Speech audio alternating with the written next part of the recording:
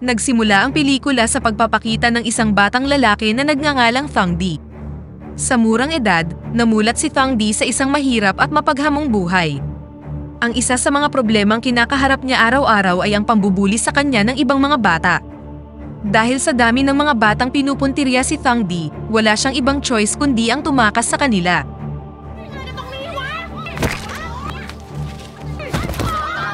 Maging ang mga bata ay madalas na binabato si Thang Di hanggang sa magtamo ng mga sugat ang buo niyang katawan. Noong araw na yun, nakita niya ang isang grupo ng mga kabataang lalaki na nagsasanay ng martial arts.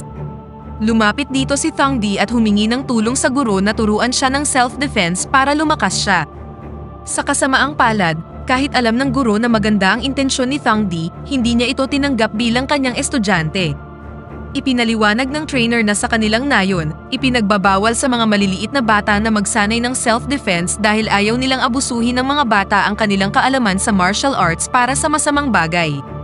Hindi nagtagal, dumating ang ama ni Thang Di at inutusan ng anak na umalis kaagad sa lugar.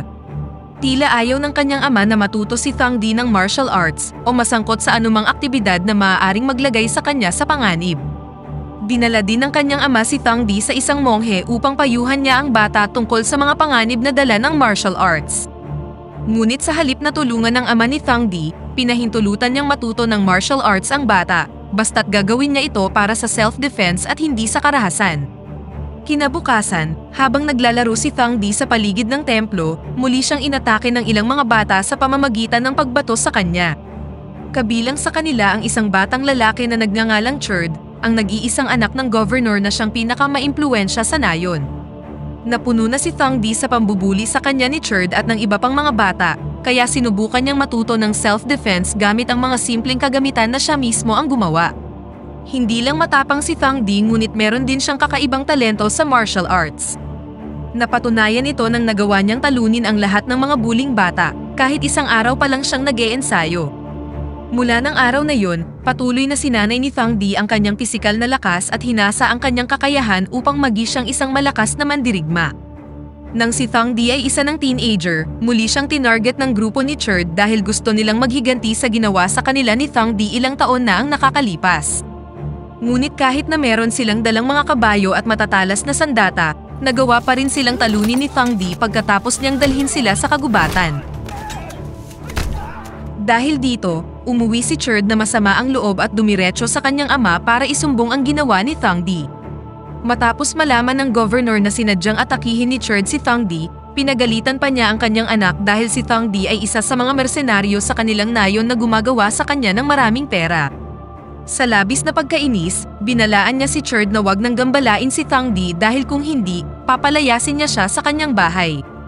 Dahil alam ng mga taga-nayon na isang malakas na fighter si Thang Di, madalas nilang binabayaran ang binata upang labanan ang mga mandirigma mula sa ibang nayon. Sa tuwing mananalo siya sa laban, ang guro ni Thang Di at ang ama ni Cherd na tumaya sa kanyang pagkapanalo ay nakakakuha ng malaking kabayaran.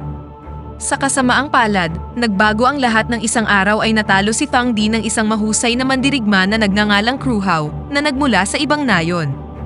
Gamit ang karanasan at husay sa pakikipaglaban, nagawang ma-corner ni Kru Hao si Thang Di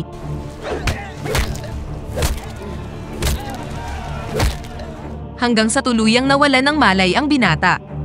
Nadismaya ang guro at iba pang mga estudyante kay Thang Di at piniling iwan siya ng mag-isa sa tabi ng ilog. Ilang sandali pa, isang lasing na lalaki ang tumulong kay Thang Di at hinila siya sa tabi ng ilog. Nang magising si Thang Di, agad niyang tinanong ang lalaki kung nasaan ang kanyang guro at iba pang estudyante. Ipinaliwanag ng lalaki na pinabayaan na siya ng lahat dahil hindi na siya kikita ng malaking pera para sa kanila. Labis na nadismaya si Thang Di sa kanyang guro na iniwan siya dahil lang sa pera.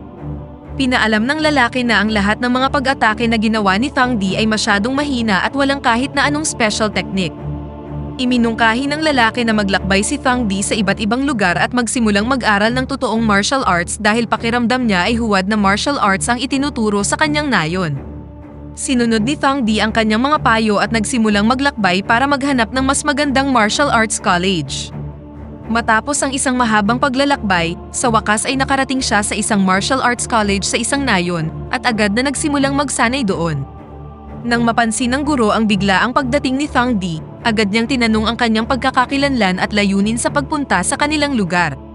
Ibinunyag ni Thang Di na sinadya niyang maglakbay sa iba't ibang martial arts college para matuto ng iba't ibang martial arts technique. Nang marinig ito, pinayagan siya ng guro na sumali sa martial arts training sa lugar na yun kasama ang iba pang mga fighter. Tila humanga ang guro sa pisikal na lakas at kakayahan ni Thang Di sa pakikipaglaban, dahil sa loob lang ng ilang araw, maraming fighter na ang natalo ni Thang Di sa kolehiyong yon. Kaya naman, tinuruan ng guro si Thang Di ng isang special technique na maaari niyang gamitin upang mas madali niyang matalo ang kanyang mga kalaban. Isang araw, nang bumibili ng pagkain sa nayon ang isa sa mga tauhan ni Cherd, nakita niya si Thang Di na nagsasanay ng martial arts sa lugar na yon. Agad na tumakbo ang lalaki upang iulat ito kay Cherd, kaya't sa sumunod na araw, si Cherd at ang kanyang mga tauhan ay kaagad na pumunta sa kolehiyo. Nagbanta si Cherd sa guro na ibigay sa kanila si Thang Di, dahil kapag tumanggi sila, siya at ang kanyang mga tauhan ay susunugin ang lahat ng bahay sa nayon. Bago pa lumala ang sitwasyon, nagpasya si Thang Di na isuko ang sarili upang wag gumawa ng gulo si Cherd sa nayon. Sinimulang igapos ni Cherd ang mga kamay ni Thang Di at kinaladkad ang binata gamit ang kabayong kanyang sinasakyan para sumuko siya ng hindi lumalaban. Ngunit nang sinimulang sunugin ng mga tauhan ni Cherd ang mga bahay ng mga residente sa nayon, hindi ito hinayaan ni Thang Di kaya't agad niyang kinalagan ang sarili sa kabayo ni Cherd at agad siyang inatake. Matapos talunin si Cherd gamit lang ang isang pag-atake, sumugod si Thang Di upang tulungan ang mga residente na talunin ang mga masasamang lalaki. Wala nang nagawa si Cherd kundi tanggapin ang muli niyang pagkatalo at agad na tumakbo palayo sa lugar na yon. Matapos maapula ang lahat ng sunog at bumalik na sa normal ang sitwasyon, nagpasya si Thang Di na magpaalam na sa guro at mga estudyante sa kolehiyo. Samantala, pinagalitan ng governor si Cherd dahil nabigo siyang maibalik si Thang Di, ang pinakamahusay niyang fighter na gumagawa ng malaking pera sa kanya. Dahil dito, balak ni Cherd at ng kanyang mga tauhan na bugbugin ang mga taong tumulong noon kay Thang Di na makatakas. Habang naglalakad si Thang Di sa kagubatan, isang binata na nagngangalang Bunkat ang tahimik na sumusunod sa kanya mula sa likuran. Nabunyag na gustong sumama ni Bunkat sa paglalakbay ni Thang Di dahil interesado siyang matuto ng martial arts kasama niya. Kinabukasan, nakarating sina Thang Di at Bunkat sa isang entablado para sa art performance na gaganapin sa isang nayon. Nilapitan ni Bunkat ang babaeng manager na nagngangalang Lingling at tinanong kung kailangan niya ng karagdagang manggagawa. Ipinakilala rin ni Lingling sina Thang Di at Bunkat sa kanyang ama at ipinaalam sa kanya na nangangailangan ang dalawa ng trabaho. Noong una, tumanggi siyang tanggapin sila bilang mga manggagawa dahil hindi maganda ang kita mula sa mga nakaraang pagtatanghal. Ngunit matapos malaman na sina Thang Di at Bunkat ay handang magbayad ng maliit na halaga, pumayag na siyang sumali ang dalawa sa pagtatanghal ngayong gabi. Nagtrabaho din ang dalawa bilang mga show actor para kumita sila ng pera para sa pagkain. Kinaumagahan, nang magising si Bunkat mula sa kanyang pagtulog, nalaman niyang umalis na si Thang Di patungo sa kagubatan. Kasabay nito, sinimulan na ni Cherd at ng kanyang mga tauhan ang kanilang plano, na takutin ang mga residente at isa-isang atakihin ang mga ito. Nagkaroon pa sila ng oras na salakayin ang isang karwahe na sinasakyan ng isang batang babae na nagngangalang Limyong. Sa kabutihang palad, nagkataong dumaan si Thang Di sa kagubatan, kaya agad niyang tinulungan ang dalaga at nilabanan ang tropa ni Cherd. Matapos silang talunin at mailigtas ang buhay ni Limyong, balak ni Thang Di na ipagpatuloy ang kanyang paglalakbay papunta sa ibang nayon. Ngunit bago ito, ibinigay ni Limyong ang isang gintong singsing at isang karwahe bilang pasasalamat kay Thang Di sa pagligtas sa kanya. Makalipas ang ilang sandali, dumating si Thang Di sa isang nayon at agad na nagtanong tungkol sa Martial Arts College. Matapos malaman na ang kolehiyo sa nayon ay isa sa pinakamahusay sa kanlurang rehiyon, agad niyang pinuntahan ang martial arts teacher upang hayaan siyang mag-aral doon. Matapos makita ang kakayahan ni Thang Di,